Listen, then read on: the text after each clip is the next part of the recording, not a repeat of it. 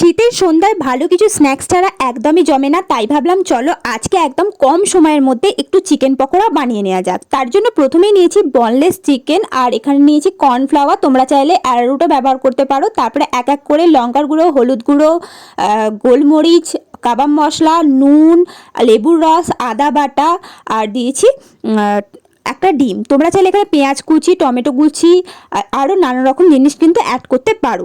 ভালো করে প্রত্যেকটা উপাদানকে মেখে নিয়েছি, আর মেখে নেওয়ার পর কিছুক্ষণ চাইলে তোমরা রাখতেও পারো, যেহেতু হাতে আমার সময় ছিল না তার জন্য কিন্তু আমি ম্যারিনেট করে রাখিনি। তারপরে তেল গরম করে দিয়ে দিয়েছি এক এক করে চিকেনগুলোকে, ভালো করে গোল্ডেন ব্রাউন করে ভেজে নিয়েছি প্রত্যেকটা চিকেনকে। আর অবশ্যই লো ফ্লেমে ভাজবে যাতে চিকেনটা খুব তাড়াতাড়ি সেদ্ধ হয়ে যায়।